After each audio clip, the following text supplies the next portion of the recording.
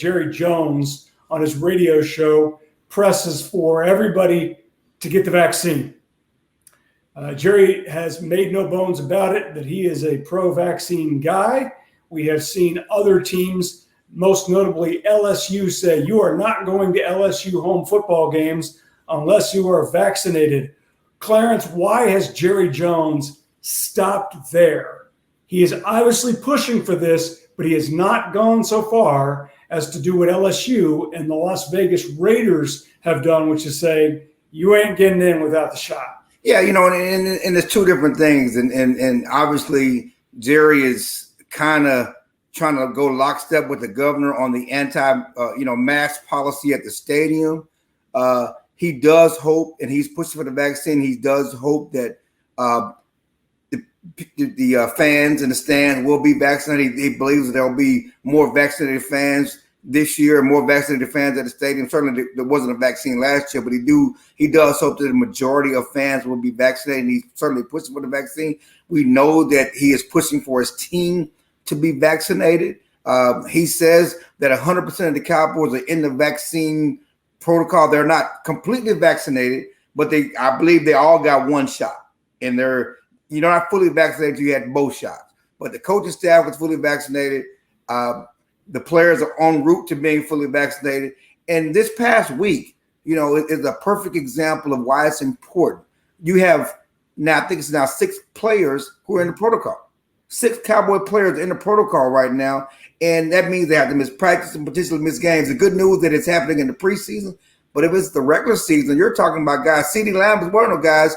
The defense coordinator, Dan Quinn, is another. They could potentially miss games because of the vaccine. The good news, if they're vaccinated, it's mitigated how long they'll be out, and they have the chance to be back. Clarence, should we go ahead and just expect that the Cowboys and all the other NFL teams, they're going to lose players to COVID protocols? Because I got to tell you, I didn't see this coming. I need to preface that by saying every time I have made a prediction about COVID, okay, we're done, see the light at the end of the tunnel. I never thought in March that we would be here on August, 25th, talking about this the way we are still talking about this issue.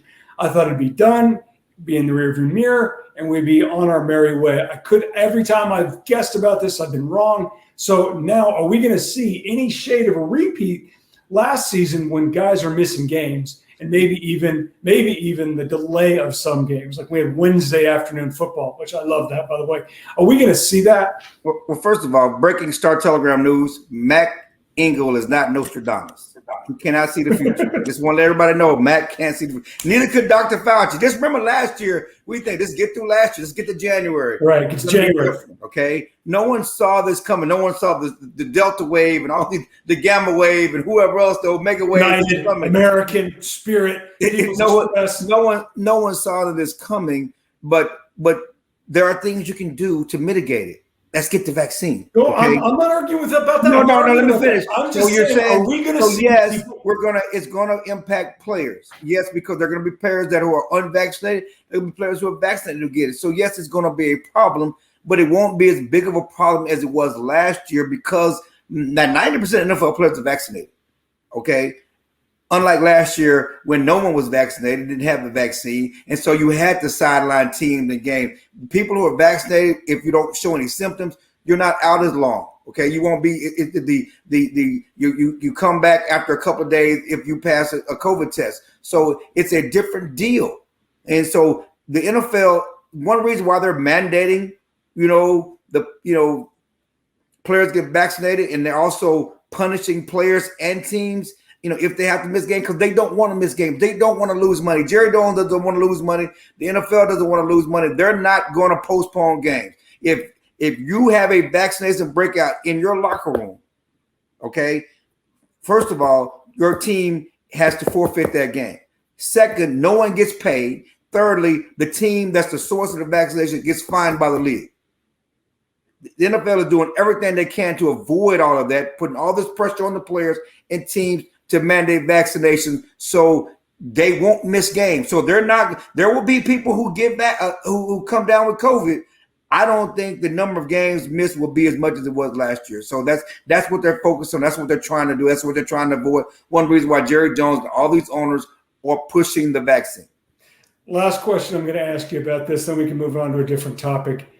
We have seen some reluctance amongst some players, not just in the NFL and other sports, but since we're talking about the NFL, do you think this changes the fact that the FDA came out and approved the Pfizer vaccine, the Pfizer COVID vaccine? Do you think the fact that the FDA came out and said, hey, we're good to go, it's okay, do you think that changes the minds of anybody in the NFL who is reluctant to take it? Or do you think this move the goalposts and they'll find some other reason not to do it?